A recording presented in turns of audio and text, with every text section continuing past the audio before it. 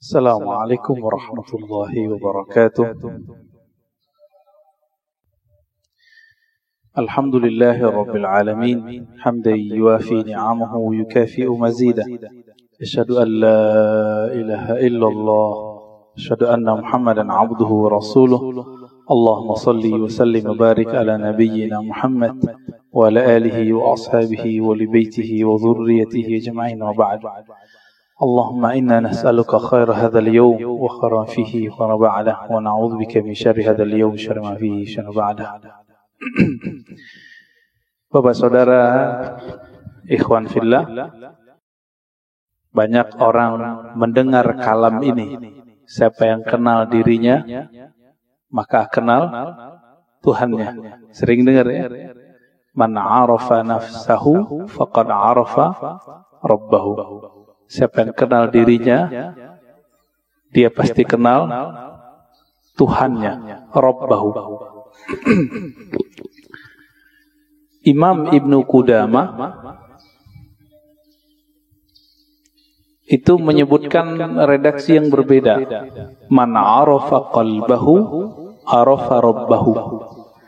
Siapa yang mengenal qalbunya, maka dia akan kenal yang membolak-balik kalbunya, yaitu Allah Subhanahu wa ta'ala.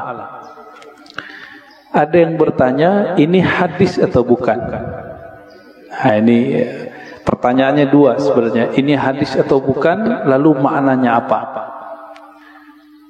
Setelah kita teliti, ilmu hadis itu, Bapak saudara Allah, jika kita buat pemetaan ilmu keislaman, bahkan semua ilmu di dunia itu dapat dirumuskan jadi 4 cara mengetahuinya.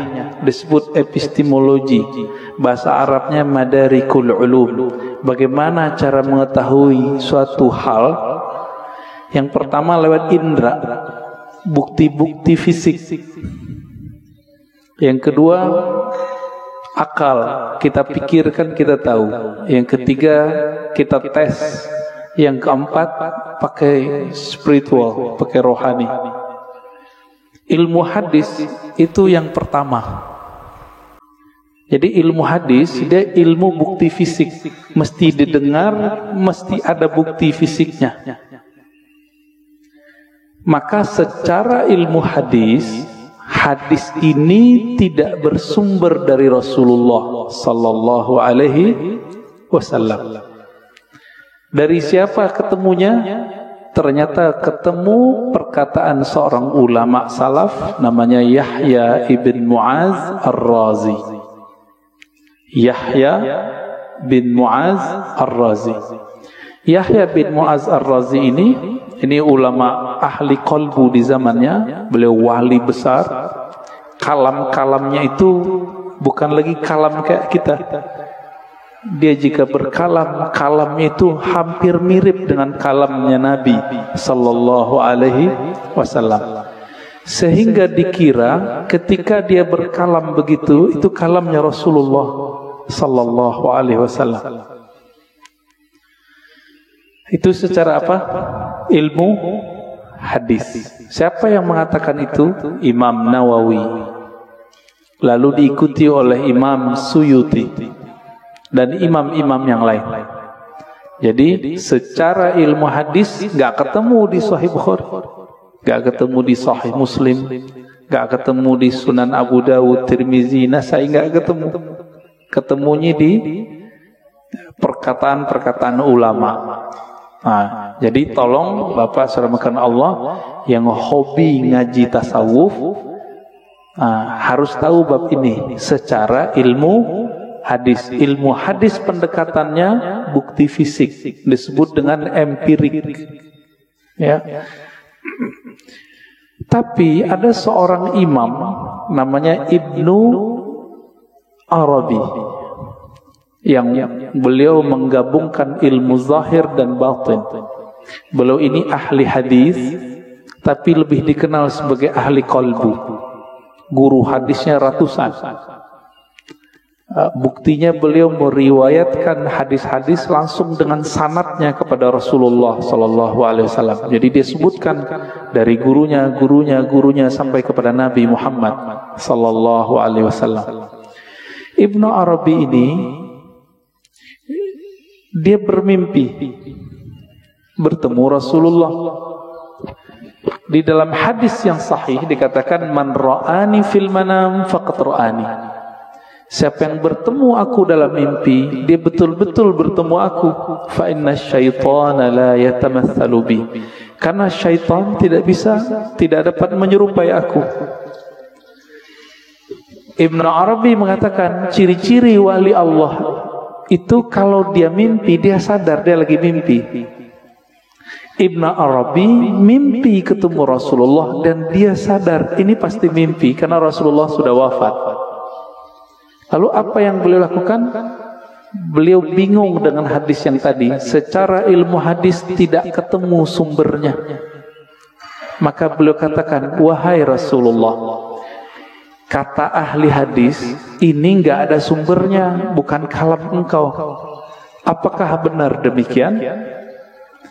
Dijawablah oleh Rasulullah dalam mimpinya, bukan, itu kalamku wahai Ibnu Arabi. Ketika dia bangun, maka dia malu mengatakan ini bukan hadis Nabi Sallallahu Alaihi Wasallam. Kenapa? Minimal mimpi ini benar untuk dirinya, meskipun belum tentu benar untuk orang lain. Inilah asbabnya kenapa kalam ini kemudian menjadi ambigu. Apakah ini kalam Nabi atau kalam Yahya ibn Muaz Ar-Razi? Ya, ini secara gabungan nih. Mimpi masuk kemana? Satu tadi empirik, bukti fisik. Mimpi yang nomor 4, zauq, intuisi, qalbu, ruh. Itu mungkin nggak ini dibuktikan? Dibuktikan oleh orang yang sudah sampai ke sana. Kalau oleh ahli hadis yang tidak sampai, kemampuan rohaninya sampai ke taraf ini nggak bisa. Jadi mohon maaf Bapak, jadi kita nggak bisa bangga juga dengan ilmu hadis. Ilmu hadis itu sendiri mirip kayak ilmu saintifik yang lain, eksak yang lain sama. Ilmu sejarah, arkeologi. Kalau sekarang apa namanya? Untuk ngecek orang meninggal itu, kuku-kukunya dicek apa namanya? Ya, forensik gitu ya. Jadi bukti fisik semua. Ilmu hadis mesti berdasarkan zahir fisik. Oleh karena itu, Bapak, saudara yang bukan Allah, jika berdiskusi dengan ahli hadis, sulit kita ngungkit-ngungkit yang nomor 4 ini. Dia pasti yang nomor 1.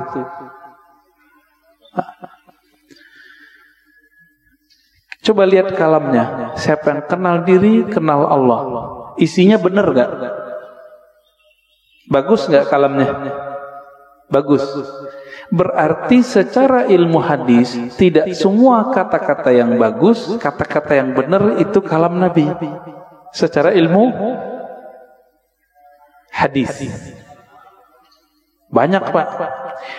Bahkan tidak semua yang benar itu kalamnya Nabi. Contohnya Monas di Jakarta, benar gak?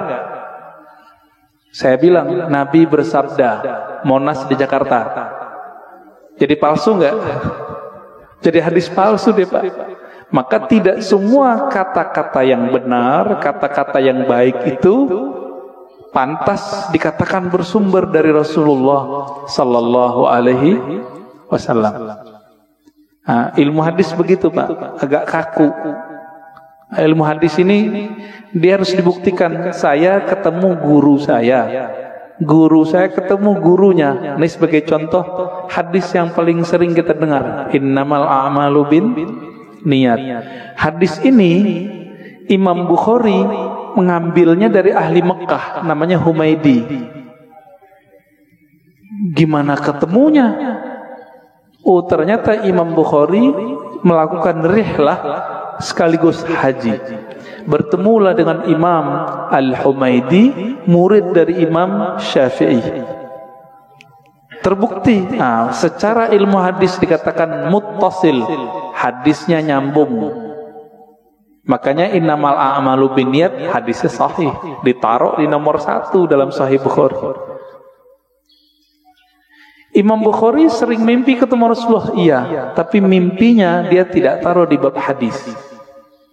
Ada seorang imam namanya Al-Baihaqi, punya kitab judulnya Syu'abul Iman dan Zuhud.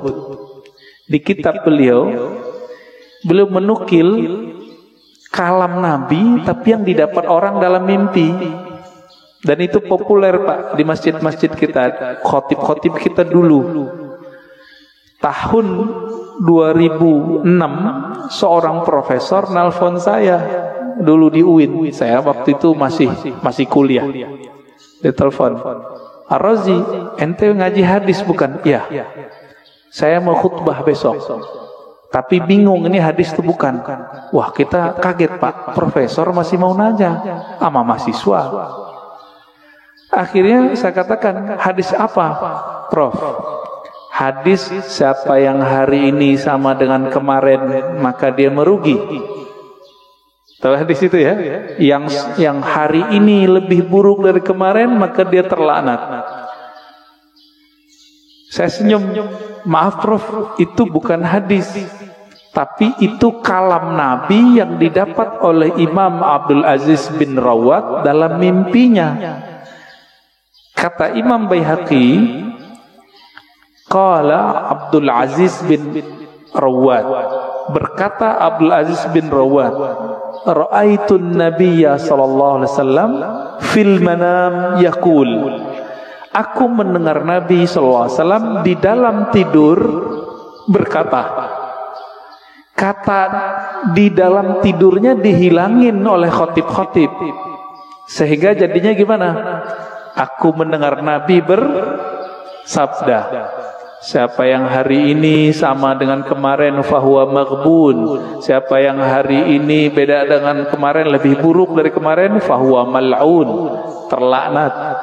Nah itu. Ini disebut hadis mimpi.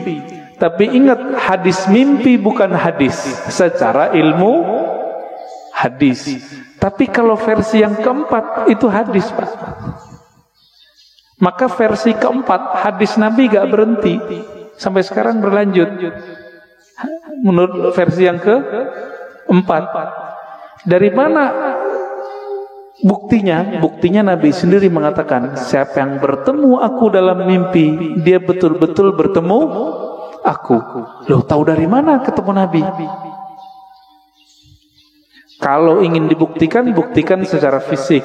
Baca cerita Nabi, fisik Nabi, Syama'il Nabawiyah, perhatikan mimpinya, sama atau tidak. Ini mazhab ahli hadis. Ahli hadis mensyaratkan jika mimpi ketemu Nabi, mesti karakter yang kita lihat sama seperti yang di hadis. Contohnya, Nabi suka pakai baju hijau, pakai serban, terus pakai tutup, ya, ada yang mirip Sayyid Muhammad Alawi Al-Maliki. Sir rahasia di dalam ini nggak pernah bohong. Ma kadzabal fuadu ma ra'a. Dalilnya itu. Tidaklah si fuad ini, si kolbu ini, si hati ini pernah berbohong dengan apa yang dia lihat. Jadi walaupun Nabi sudah meninggal menurut ahli hadis, tapi bagi ahli ruhani, Nabi nggak pernah mati, Pak. Nabi cuma pindah alam ruh, alam barzakh, alam malakut jabarut. Nah, ada di antara ulama yang setiap hari bisa ketemu Nabi. Siapa itu? Gurunya Imam Syafi'i, namanya Imam Malik. Dihikayatkan dalam kitab Hilyatul Auliya, kitab hadis, tapi berkaitan dengan Tazkiyatun Nafs, karya Imam Al-Hafiz ahli hadis Abu Nuaim Al-Asfihani. Imam Malik berkata, "Ma bittu lailan illa wa ra'aitun nabiyya sallallahu alaihi wasallam." Lebih kurang begitu. Tidaklah aku beristirahat malam hari, melainkan saat aku memejam mata, aku memandang kepada Rasulullah sallallahu alaihi wasallam tiap malam, Pak. Siapa imamnya? Imam Malik. Tapi Imam Malik ahli hadis, maka beliau tidak memasukkan hasil dialognya dengan Nabi ke dalam bab ini, tapi masuk ke bab fatwa, dianggap itu ilham. Beda dengan Imam Ibnu Arabi, beda dengan Imam Ghazali. Mereka menganggap ini juga hadis, tapi hadis-hadis rohani, tidak masuk ke bab ilmu hadis. Nah, disinilah mulai bertengkar, Pak, antara ahli hadis sama ahli tasawuf. Bagi ahli hadis, kalian sesat. Kenapa? Itu bukan hadis Nabi, itu hadis palsu. Bagi ahli sufi, yang sesat siapa?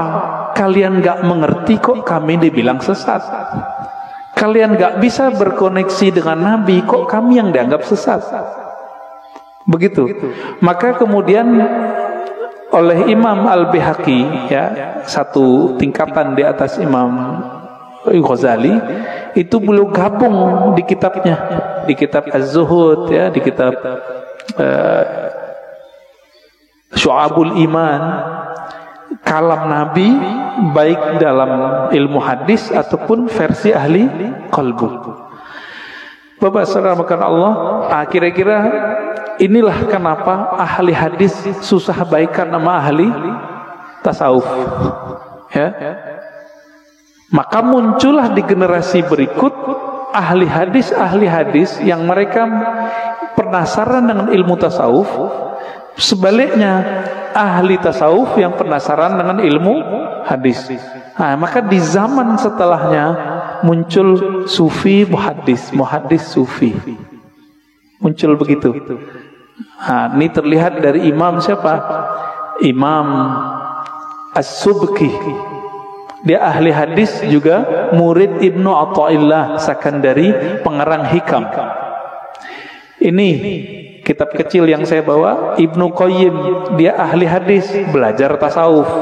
Muncullah kitab-kitab tasawufnya banyak sekali. Madarijus Salikin, Al-Wabilus Sayyib, Iddatus Sabr, Raudatul Muhibbin. Banyak sekali kitab tasawufnya. Puncaknya nanti ada pada Imam Murtada Zabidi, ahli hadis juga ahli sufi. Nah, terlepas dari itu, Bapak salamakan Allah, perbedaan itu sampai sekarang masih ada, ya. Makanya sekarang istilah ahli hadis ini diambil oleh sekelompok orang dan menamakan dirinya kelompok sunnah. Boleh nggak? Ya boleh-boleh aja. Tinggal bukti aja sanadnya, ya. Punya sanad nggak kepada Rasulullah Sallallahu Alaihi Wasallam? Karena ilmu hadis ilmu sanad.